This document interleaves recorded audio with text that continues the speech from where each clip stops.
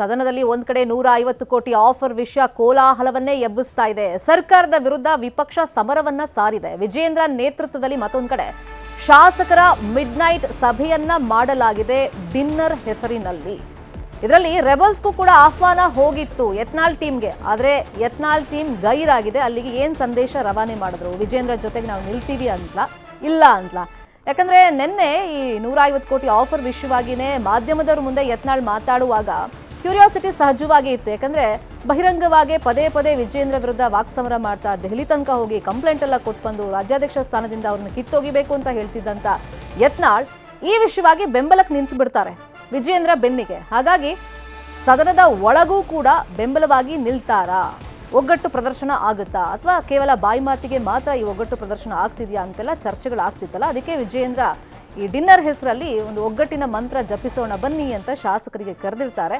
ಅಶೋಕ್ ಕೂಡ ಅಲ್ಲಿರ್ತಾರೆ. ಸಭೆ ಆಗುತ್ತೆ. ಸರ್ಕಾರವನ್ನ ಯಾವ್ಯಾವ ಪಾಯಿಂಟ್ಗಳನ್ನು ಹಾಕೋ ಮುಖಾಂತರ ಕಟ್ ಹಾಕಬೇಕು ಅಂತ ಹೇಳಿ ಚರ್ಚೆಯನ್ನು ಮಾಡಿದ್ದಾರೆ. ಆದರೆ ವಿಜೇಂದ್ರಗೆ ಈ ಡಿನ್ನರ್ ಮೀಟಿಂಗ್ನಲ್ಲಿ ರೆಬಲ್ಸ್ ಗೈರಾಗಿದ್ದಾರಲ್ಲ, ಅದು ಕೂಡ ಒಂದು ಟೆನ್ಷನ್ಗೆ ಕಾರಣವಾಗಿದೆ. ಈಗ ಹೋರಾಟಕ್ಕೆ ಯತ್ನಾಳ್ ಟೀಮ್ ಬೆಂಬಲವಾಗಿ ನಿಲ್ಲುತ್ತಾ ಇಲ್ವಾ ಅನ್ನೋ ಕುತೂಹಲ ಇದೆ. ವಕ್ಫ್ ವಿಚಾರದ ಹೋರಾಟದಲ್ಲಿ ಒಗ್ಗಟ್ಟು ಪ್ರದರ್ಶನ ಆಗುತ್ತಾ ಅಥವಾ ಬಿಕ್ಕಟ್ಟೇನಿದೆ ಅದು ಕಂಟಿನ್ಯೂ ಆಗುತ್ತಾ? ಇವತ್ತಿನ ಸದನದಲ್ಲಿ ಯತ್ನಾಳ್ ಭಾಗಿ ಆಗಿದ್ದಾರೆ, ಚರ್ಚೆಯಲ್ಲಿ ಪಾಲ್ಗೊಂಡಿದ್ದಾರೆ ಅಂತ ಮಾಹಿತಿನೂ ಇದೆ. ಸೊ ಮಧು, ಇಲ್ಲಿ ನೋಡೋದಾದ್ರೆ ನಾವು ಈಗ ನಿನ್ನೆ ಅಫ್ಕೋರ್ಸ್ ಕ್ಯೂರಿಯಾಸಿಟಿ ಇತ್ತು ಯತ್ನಾಳ್ ರಿಯಾಕ್ಷನ್ ಹೆಂಗಿರುತ್ತೆ. ಯಾಕಂದ್ರೆ ವಿಜೇಂದ್ರ ವಿರುದ್ಧ ಮಾತಾಡಕ್ಕೆ ಮತ್ತೊಂದು ಅಸ್ತ್ರ ಸಿಕ್ಕಾಯ್ತಲ್ಲ, ಮತ್ತೆ ಕಂಪ್ಲೇಂಟ್ ಕೊಡಕ್ಕೆ ಮತ್ತೊಂದು ಪಾಯಿಂಟ್ ಸಿಕ್ತು ಅಂತೇಳಿ. ಬಟ್ ವಿಜೇಂದ್ರ ಬೆಂಬಲಕ್ಕೆ ನಿಂತ್ಕೊಳ್ತಾರೆ.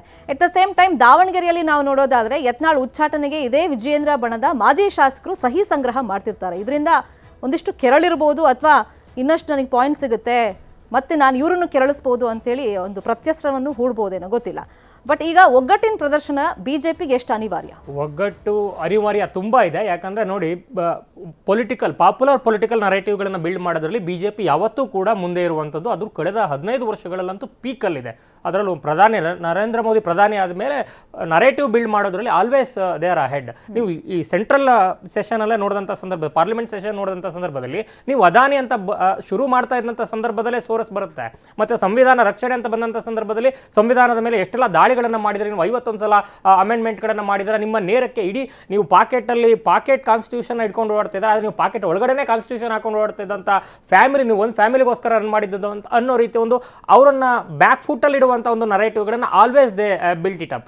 ಆದರೆ ವೇರಾಸ್ ನೀವು ಕರ್ನಾಟಕ ಅಂತ ಬಂದಂಥ ಸಂದರ್ಭದಲ್ಲಿ ರಾಜ್ಯ ಬಿಜೆಪಿಯ ವ್ಯಂಗ್ಯ ಮತ್ತು ಅನಿವಾರ್ಯ ಪರಿಸ್ಥಿತಿ ಹೇಗಿದೆ ಅಂತಂದರೆ, ಇಲ್ಲಿನ ಒಂದು ರಾಜ್ಯ ಕಾಂಗ್ರೆಸ್ನ ಬಲಾಢ್ಯ ನಾಯಕತ್ವ ಮತ್ತು ಆ ಒಂದು ಮಾಸ್ ಅಪೀಲಿಂಗ್ ಮತ್ತು ಆ ಒಂದು ಸ್ಟ್ರಾಟಜಿಕ್ ಮೂವ್ಮೆಂಟ್ಗಳ ವಿಚಾರದಲ್ಲಿ ದೇ ಆಲ್ವೇಸ್ ಫೇಲ್. ಈ ವಿಚಾರದಲ್ಲೂ ಕೂಡ ಆಗಿದೆ. ವಕ್ಫ್ ವಿಚಾರದಲ್ಲಿ ಎರಡೆರಡು ದಾರಿ, ಪಂಚಮಸಾಲಿ ವಿಚಾರದಲ್ಲಿ ಅಷ್ಟಾಗಿ ಒಗ್ಗಟ್ಟು ಕಾಣಿಸ್ತಾ ಇಲ್ಲ, ಬರೀ ಲಿಪ್ ಸರ್ವಿಸ್ ಅಲ್ಲಿ ನಡೀತಾ ಇದೆ. ಪಂಚಮಸಾಲಿ ವಿಚಾರದಲ್ಲಿ ವಿಜೇಂದ್ರ ಬಣ ಲಿಪ್ ಸರ್ವಿಸ್ ಮಾಡ್ತಾ ಇದ್ದಾರೆ. ವಕ್ಫ್ ವಿಚಾರದಲ್ಲಿ ಅದು ಕೂಡ ಅಂಥದ್ದೇ ಲಿಪ್ ಸರ್ವಿಸ್ಗೆ ಲಿಮಿಟೆಡ್ ಆಗಿದೆ. ಈ ಒಂದು ಅನ್ವರ್ ಮಾಣಿಪ್ಪಾಡಿ ವಿಚಾರ ಏನು ಪ್ರಸ್ತಾಪ ಆಯಿತು ಅದರಲ್ಲೂ ಕೂಡ ನೀವು ಹೇಳಿದಂತೆ ಯತ್ನಾಳ್ ಅವರು ಬಹಿರಂಗವಾಗಿ ಸಪೋರ್ಟ್ಗೆ ಬಂದರೂ ಕೂಡ ಎಗೇನ್ ಅದು ಲಿಮಿಟೆಡ್ ಟು ಲಿಪ್ ಸರ್ವಿಸ್. ಇಂಥ ಒಂದು ಭಿನ್ನತೆ ಏನಿದೆ ಇಲ್ಲಿ, ಅದು ದೊಡ್ಡ ವೈಫಲ್ಯ ಎದ್ದು ಕಾಣಿಸ್ತಾ ಇದೆ ವಿಜೇಂದ್ರ ಅವರ ನೇತೃತ್ವದಲ್ಲಿ. ಸೊ ಈ ಒಂದು ಎರಡು ಅಜಗಜ ವ್ಯತ್ಯಾಸಗಳನ್ನು ಈಗ ತುಂಬ ಅನಿವಾರ್ಯತೆ ಇದೆ. ನೀವು ಕೇಳಿದಂಥ ಪ್ರಶ್ನೆಗೆ ಹೇಳೋದಾದರೆ ಆ ಅನಿವಾರ್ಯತೆಯನ್ನು ಯಾವ ರೀತಿ ಫುಲ್ಫಿಲ್ ಮಾಡ್ಕೊಳ್ತಾರೆ ಅನ್ನುವಂಥದ್ದೇ ಕುತೂಹಲ. ಎಷ್ಟೇ ಪ್ರಯತ್ನಗಳನ್ನು ನಿರಂತರವಾಗಿ ಮಾಡಿದ್ರೂ ಕೂಡ ಅದೇನು ಭಯವ, ಆತಂಕವ ಅಥವಾ ಮುಜುಗರವ, ವಿಜೇಂದ್ರ ಅವರು ಎಷ್ಟೇ ಒಂದಷ್ಟು ಹೆಜ್ಜೆಗಳನ್ನು ಹಿಂದಿಡ್ತೀನಿ ಅಂದರೂ ಕೂಡ ಯತ್ನಾಳ್ ಬಣ ಅದಕ್ಕೆ ಸಿದ್ಧ ಇಲ್ಲ. ನಾವು ಪಾರ್ಟಿಯ ಲೈನಲ್ಲಿ ಒಂದಷ್ಟು ವಿಚಾರಗಳಿಗೆ ಒಗ್ಗತೀವಿ, ಆದರೆ ನಿಮ್ಮ ಜೊತೆಗೆ ನಿಲ್ಲುವಂಥ, ಕೂರುವಂಥ, ಕೈ ಜೋಡಿಸುವಂಥ, ಧ್ವನಿಗೂಡಿಸುವಂಥ ಯಾವುದೇ ಪ್ರಮೇಯ ಇಲ್ಲ ಅನ್ನುವಂಥ ಒಂದು ಸಂದೇಶವನ್ನು ಪ್ರತಿ ಹಂತದಲ್ಲೂ ಕೊಡ್ತಾ ಇದ್ದಾರೆ. ನಿನ್ನೆಯ ಡಿನ್ನರ್ ಮೀಟಿಂಗಲ್ಲೂ ಕೂಡ ಆಗಿದ್ದಿದೆ. ಸೊ ಈ ಹಿನ್ನೆಲೆಯಲ್ಲಿ ಅಲ್ಲಿ ಕೂತಿರುವಂಥ ಜೊತೆಗಿರುವಂಥ ಅಷ್ಟೆಲ್ಲ ನಾಯಕರುಗಳು ಕೂತಿದ್ರು ಕೂಡ ಒಂದು ಕಡೆ ಪಕ್ಷದ ಒಳಗಡೆ ಇಷ್ಟೆಲ್ಲ ಮೀಟಿಂಗ್ಗಳಾಗಿ ನಾಯಕರುಗಳು ಕೂತಿದ್ದಾರೆ ಅಂದ್ರೂ ಕೂಡ ಏಕಾಂಗಿತನ ವಿಜೇಂದ್ರ ಅವರು ಕಾಡ್ತಾ ಇದೆ. ಹೊರಗಡೆ ಅಷ್ಟೆಲ್ಲ ಮಾಜಿ ಶಾಸಕರುಗಳು ಸಭೆಯನ್ನು ಮಾಡ್ತಾ ಇದ್ದಾರೆ ಅಂದ್ರೂ ಕೂಡ ಅಂಥದ್ದೇ ಒಂದು ಲೋನ್ಲಿನೆಸ್ ಕಾಡ್ತಾ ಇದೆ. ಯಾಕಂದರೆ ಇವರು ಸಮಾವೇಶಕ್ಕೆ ಸಿದ್ಧತೆಯನ್ನು ಮಾಡ್ಕೋತಾರೆ. ಬಿ ಎಸ್ ಯಡಿಯೂರಪ್ಪ ಅವರ ಜನ್ಮದಿನದ ಪ್ರಯುಕ್ತದಲ್ಲಿ ಒಂದು ದೊಡ್ಡ ಸಮಾವೇಶವನ್ನು ಮಾಡಿ ಸಂದೇಶವನ್ನು ಕೊಡಬೇಕು, ಪಕ್ಷದ ಒಳಗಡೆ ಹೊರಗಡೆ ಅಂತ ಒಂದು ಮೆಸೇಜನ್ನು ಕೊಡ್ತಾ ಇರುವಂಥ ಸಂದರ್ಭದಲ್ಲೇ, ಅಂಥದ್ದೊಂದು ಪ್ರಯತ್ನಗಳಾಗ್ತಿರುವಂಥ ಸಂದರ್ಭದಲ್ಲಿ ಅದೇ ದಾವಣಗೆರೆಯಲ್ಲಿ ಅದೇ ಒಂದು ಜಾಗದಲ್ಲಿ 50,000ಕ್ಕೂ ಹೆಚ್ಚು ಜನರನ್ನು ಸೇರಿಸಿ ನಾವು ವಕ್ಫ್ ಸಮಾವೇಶವನ್ನು ಮಾಡ್ತೀವಿ ಅನ್ನೋ ಒಂದು ಲೆಕ್ಕಾಚಾರದಲ್ಲಿ ಯತ್ನಾಳ್ ಬಣ ಕೂಡ ಇದೆ. ಸೊ ಇಲ್ಲಿ ಕಂಟಿನ್ಯೂ ಆಗ್ತಾನೆ ಇದೆ. ಒಂದು ತೆರೆಯ ಮುಂದೆ ಮತ್ತು ತೆರೆಯ ಹಿಂದೆ ಗುದ್ದಾಟ ನಡೀತಾನೆ ಇದೆ.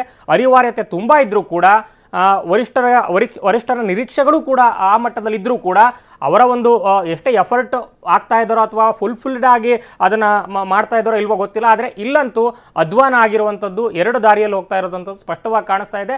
ಕಾರ್ಯಕರ್ತರಂತೂ ತುಂಬಾ ಡಿಸಪಾಯಿಂಟೆಡ್ ಆಗಿರುವಂಥದ್ದು ಕಾಣಿಸ್ತಾ ಇದೆ. ಪಟೇಲ್, ಸೊ ಇಲ್ಲಿ ಅನಿವಾರ್ಯದ ಬಗ್ಗೆ ಮಧು ಹೇಳ್ತಾ ಇದ್ರು, ಬಟ್ ಸದನದ ಒಳಗಾದ್ರೂ ಒಂದು ಒಗ್ಗಟ್ಟು ಪ್ರದರ್ಶನವನ್ನ ಮಾಡ್ತಾರೆ ಅಂತ ಹೇಳಿ ನಂಬಿಕೆಯಲ್ಲಿ ವಿಜಯೇಂದ್ರ ಇದ್ರು. ಆ ನಿಟ್ಟಿನಲ್ಲೇ ಇನ್ನು 3 ದಿನ ಸದನದಲ್ಲಿ ಕಾಂಗ್ರೆಸ್ ಅನ್ನ ಕಟ್ ಹಾಕುವಂತ ನಿಟ್ಟಿನಲ್ಲಿ ರಣತಂತ್ರ ಮಾಡೋಣ ಬನ್ನಿ ಅಂತ ಕರೆದ್ರು ಕೂಡ ಯತ್ನಾಳ್ ಟೀಮ್ ಗೈರಾಗಿದೆ. ಅಟ್ಲೀಸ್ಟ್ ಇವತ್ತು ಸದನ ಈಗ ಆರಂಭ ಆಗ್ತಾ ಇದ್ದಂತೆ ಆ ಒಗ್ಗಟ್ಟು ಪ್ರದರ್ಶನ ಏನಾದ್ರು ಬಿಜೆಪಿ ಕಡೆಯಿಂದ ಆಗ್ತಾ ಇದೆಯಾ? ಅಫ್ಕೋರ್ಸ್ ಶರ್ಮಿತಾ ಶೆಟ್ಟಿ ವಿಜೇಂದ್ರ ಅವರಿಗೆ ಪಕ್ಷದ ಒಳಗಡೆ ಇದೊಂಥರ ಈಗ ಸದ್ಯದ ಪರಿಸ್ಥಿತಿ ಅವರಿಗೆ ದುರಿತ ಕಾಲ ಅಂತ ಹೇಳ್ಬೋದು. ಆರಂಭದಲ್ಲಿ ವಿಜೇಂದ್ರ ಅವರು ಕಳೆದ ಬಿಜೆಪಿ ರಾಜ್ಯಾಧ್ಯಕ್ಷ ಆದಂಥ ಸಂದರ್ಭದಲ್ಲಿ ಇದ್ದಂಥ ವೇಗ ಈಗ ಬಹಳಷ್ಟು ಕಡಿಮೆ ಆಗ್ತಿರ್ತಕ್ಕಂಥದ್ದು. ಪಕ್ಷದೊಳಗಿನ ಶೀತಲ ಸಮರ, ಆಂತರಿಕ ಕಚ್ಚಾಟ, ಭಿನ್ನ ಅಭಿಪ್ರಾಯಗಳು ಮತ್ತು ಭಿನ್ನ ಮತಗಳು ವಿಜೇಂದ್ರರನ್ನ ಇನ್ನಿಲ್ಲದಂತೆ ಕಾಡ್ತಿರ್ತಕ್ಕಂಥದ್ದು. ಯಾಕಂತ ಹೇಳಿದ್ರೆ ನಿಮಗೆ 3 ಚುನಾವಣೆಗಳನ್ನು ಮಾಜಿ ಮುಖ್ಯಮಂತ್ರಿ ಬಿ ಎಸ್ ಯಡಿಯೂರಪ್ಪನವರು ಲೀಡ್ ಮಾಡಿದರು. 2020 ಸರ್ಕಾರ ಅಧಿಕಾರವನ್ನು ಬಿದ್ದಂಥ ಸಂದರ್ಭದಲ್ಲಿ ಅವತ್ತು ಯಡಿಯೂರಪ್ಪನಿಗಿದ್ದಂಥ ವೇವು, ಅಂಥ ವೇವ್ನಲ್ಲೂ ಕೂಡ ಭಾರತೀಯ ಜನತಾ ಪಕ್ಷ ಸಂಪೂರ್ಣ ಬಹುಮತದ ಬರಲಿಕ್ಕೆ ಸಾಧ್ಯ ಆಗಲಿಲ್ಲ, ಬಹುಮತದ ಸರ್ಕಾರ ರಚನೆ ಮಾಡಲಿಕ್ಕೆ ಕೂಡ ಆಗಲಿಲ್ಲ.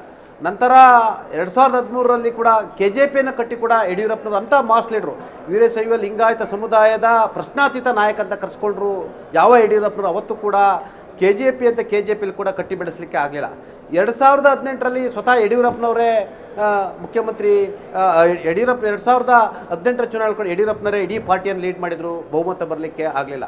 ನಂತರ 2023ರಲ್ಲಿ ಕೂಡ ಯಡಿಯೂರಪ್ಪನವರು ಲೀಡ್ ಮಾಡಿದ್ರು, ಅವತ್ತು ಕೂಡ ಲೀಡ್ ಮಾಡಲಿಕ್ಕೆ ಆಗಲಿಲ್ಲ. ಅಂದರೆ ಅಂಥ ಒಬ್ಬ ಮಾಸ್ ಲೀಡರ್, ಒಂದು ಸಮುದಾಯದ ಪ್ರಶ್ನಾತೀತ ನಾಯಕರು ಕೂಡ ಅಷ್ಟೂ ಕೂಡ ಇಡೀ ಭಾರತೀಯ ಜನತಾ ಪಕ್ಷದಂಥ ಅತಿದೊಡ್ಡ ಪಕ್ಷದ ನಾಯಕನಾಗಿ ಒಂದು ಬಹುಮತವನ್ನು ತಂದುಕೊಟ್ಟು ಸರ್ಕಾರ ರಚನೆ ಮಾಡಲಿಕ್ಕಾಗಲಿಲ್ಲ. ಹಾಗಾಗಿ ಯಡಿಯೂರಪ್ಪ ಚರಿಷ್ಮೆ ಬೇರೆ, ವಿಜೇಂದ್ರ ಅವರ ಚರಿಷ್ಮೆ ಬೇರೆ. ಯಡಿಯೂರಪ್ಪನವರ ನೆರಳಿನಲ್ಲಿ ಇವತ್ತು ವಿಜೇಂದ್ರ ಅವರು ರಾಜಕಾರಣವನ್ನು ಆರಂಭಿಸಬಹುದು. ಆದರೆ ಇವತ್ತು ವಿಜೇಂದ್ರ ಅವರಿಗೆ ಹಲವಾರು ಸವಾಲುಗಳಿರ್ತಕ್ಕಂಥ. ಅವತ್ತು ಯಡಿಯೂರಪ್ಪನವರಿಗೆ ಅನಂತಕುಮಾರ್ ಅಂತ ಹೇಳಿ ಒಂದು ರೀತಿಯ ಪರೋಕ್ಷವಾಗಿ ಗನ್ ಪಾಯಿಂಟ್ ಇದ್ರೂ ಕೂಡ ಅನಂತಕುಮಾರ್ ಅವರು ಮಾಸ್ ಲೀಡರ್ ಆಗಿರಲಿಲ್ಲ, ಒಂದು ಸಮುದಾಯದ ನಾಯಕ ಮಾತ್ರ ಆಗಿದ್ರು. ಅವರು ಬೆಂಗಳೂರು ದಕ್ಷಿಣಕ್ಕೆ ಮಾತ್ರ ಸೀಮಿತ ಆಗಿದ್ರು. ಆದರೆ ಒಂದಷ್ಟು MLAಗಳು ಇಟ್ಟಿದ್ರು ಕೂಡ ಅಲ್ಲಿ ಅಂತಿಮವಾಗಿ ಯಡಿಯೂರಪ್ಪನವ್ರದ್ದೇ ನಡೀತಾ ಇದ್ದಿದ್ದು. ಆದರೆ ಇವತ್ತು ವಿಜೇಂದ್ರರಿಗೆ ಅಂಥ ಸ್ಥಿತಿ ಇಲ್ಲ. ಪಕ್ಷದೊಳಗಡೆ 3 ಬಣಗಳಿದೆ. ಒಂದು ಕಡೆ ಅಶೋಕ್ ಬೆಂಬಲಿತ ಒಂದು ಬಣ ಇರ್ತಕ್ಕಂಥದ್ದು, ವಿಜೇಂದ್ರ ಅವ್ರದ್ದೇ ಒಂದು ಬಣ, ಮಾಜಿ ಶಾಸಕರ ಬಣ, ನಂತರ ರೆಬೆಲ್ಸ್ ಒಂದು ಟೀಮು. ಈ ಎಲ್ಲದರ ನಡುವೆ ತಟಸ್ಥ ಅಂದರೆ ಒಂದು ಮನೆ 4 ಬಾಗಿಲಾಗಿರ್ತಕ್ಕಂಥದ್ದು. ಇಂಥ ದುರಿತ ಸಮಯದಲ್ಲಿ ವಿಜೇಂದ್ರ ಅವರು ಎಲ್ಲರನ್ನೂ ಅನಿವಾರ್ಯವಾಗಿ ಒಗ್ಗಟ್ಟಿನಿಂದ ಕರೆದುಕೊಂಡು ಹೋಗುವಂಥ ಸ್ಥಿತಿ ನಿರ್ಮಾಣ ಆಗಿರ್ತಕ್ಕಂಥದ್ದು. ಮತ್ತೊಂದು ಕಡೆ ವಿಜೇಂದ್ರ ಅವರು ತನ್ನನ್ನು ತಾನು ಪ್ರೂವ್ ಮಾಡುವಂಥ ಸ್ಥಿತಿ ನಿರ್ಮಾಣ ಆಗಿರೋದು. ಯಾಕಂದ್ರೆ ಒಂದು ಕಡೆ ರೆಬೆಲ್ಸ್ಗಳು ಇರ್ತಕ್ಕಂಥ, ಒಂದು ಕಡೆ ತಟಸ್ಥ ಬಣ ಇರ್ತಕ್ಕಂಥದ್ದು. ಈ ಎಲ್ಲವನ್ನು ಮೀರಿ ಎಲ್ಲೊಂದು ಕಡೆ ಮುಂದಿನ ವರ್ಷ ಒಂದು ಅತಿದೊಡ್ಡ ತಂದೆಯ ಜನ್ಮದಿನದ ಹೆಸರಿನಲ್ಲಿ ತಮ್ಮ ಶಕ್ತಿ ಪ್ರದರ್ಶನವನ್ನು ಮಾಡುವಂಥ ಅನಿವಾರ್ಯತೆ ಸ್ಥಿತಿ ನಿರ್ಮಾಣ ಆಗಿರ್ತಕ್ಕಂಥದ್ದು. ಈ ಕಡೆ ಹೈಕಮಾಂಡ್ ಕೂಡ ಎಲ್ಲೊಂದು ಕಡೆ ಅರ್ಧ ಬೆಂಬಲ, ಅರ್ಧ ಅವರ ವಿರುದ್ಧ ಇರ್ತಕ್ಕಂಥದ್ದು. ಅವರ ಯಾವುದೇ ನಿರ್ಧಾರಗಳು ಕೂಡ ಹೈಕಮಾಂಡ್ ಬೆಂಬಲ ಕೂಡ ಇಲ್ಲ.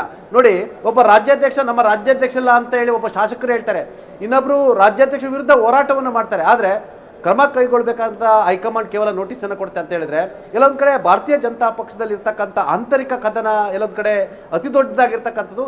ಈ ಆಂತರಿಕ ಕದನ ಎಂಬ ಸಮುದ್ರವನ್ನು ಈಜಿ ವಿಜೇಂದ್ರ ಅವರು ನಾಯಕನಾಗಿ ಹೊರಹೊಮ್ಮಿ ವಿಧಾನಸೌಧದ 3ನೇ ಮಾಡಿಯ ಮುಖ್ಯಮಂತ್ರಿ ಕನಸನ್ನ ಏರಲಿಕ್ಕೆ ಅಷ್ಟು ಸುಲಭದ ಮಾತಲ್ಲ. ಹಾಗಾಗಿ ಎಷ್ಟು ಸಾಧ್ಯ ಅಷ್ಟು ವಿಶ್ವಾಸಕ್ಕೆ ತೆಗೆದುಕೊಳ್ಳುವ ಪ್ರಯತ್ನಕ್ಕೆ ವಿಜೇಂದ್ರ ಕೂಡ ಆಗಿದ್ದಾರೆ.